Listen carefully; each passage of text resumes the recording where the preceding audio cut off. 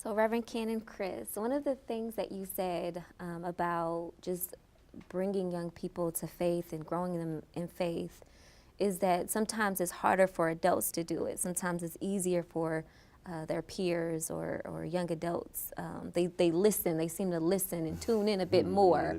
Yeah, And so I'm curious, how do you train young adults to kind of take that type of leadership? How do you give it away so that they can do it? Yeah.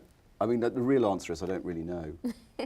But what we have a go at is this. Firstly, I think we realised a few years ago that if we just had one category for the maturing and growing of our teenagers from adolescence into adulthood, and if the only category was as a leader, that wasn't going to serve all these young people. Mm-hmm. And so actually we felt compelled to say, actually, let's invest in the transitioning of these young people from being young people, from being adolescents into being an adult. Mm-hmm.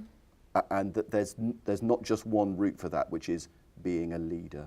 Mm-hmm. So we've that transitioning, I mean, for us in the UK, the transitioning from what it means to transition from childhood into adolescence and then adolescence into adulthood. I mean, you know, bearing in mind that all the sociologists say that the period of adolescence lasts longer than childhood at the moment, and some people don't get out of adolescence until their mid-30s, but there we go.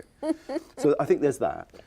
So let's just say that we know that the power of peer-to-peer testimony, peer-to-peer ministry is really, really important. And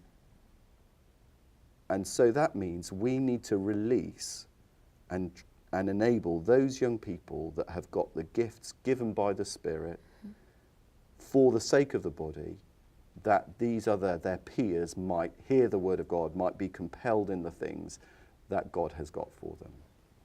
So usually that looks like for us about like trying to discern which of these young people have got those particular things. So let's go for one that's obvious, like someone who's up front, who speaks up front.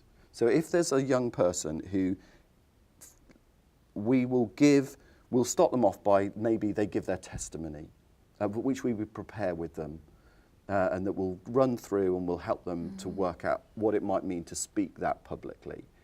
And then we might then try and do some learning on the back of that, because that's really important for all of us, that we create contexts in church where we review things, where we look at things and go, oh, you know, there was that, but I could have said it like this, and those and that's happening for us all.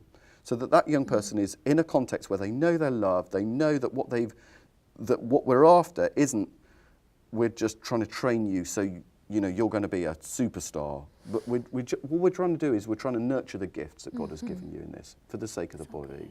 And so and then we might say, okay, well, there's this talk on, let's say, weekend away. Would you give a talk on this, or a seminar on this? And then we'll work with them on that. We'll brainstorm it with them. We'll prepare them. And you know what it's like. Getting a young person into a place where they can do that is far more time consuming than doing it yourself. Because it's about investing and investing, and it's when they stand up and they freeze, or when they decide to go off piece, or they decide to do those things that you thought was probably not a good idea to do. You know that there's a safe context for them doing that. It's never punitive. It's always accepting. It's always okay. What have we got to learn from that? And then it's giving them another opportunity and another opportunity and another opportunity if they've got that. But I think as well, it's saying to them, because we're not trying to instrumentalize you. We don't just want you for what we think you can do to other people. We're interested in you. And so there's some mentoring stuff that needs to go on there, because we know the character stuff is vital. We know that what you build with your gift, you can destroy with your character. And so you know, the real stuff is the stuff that's always going to take place out away from anyone seeing.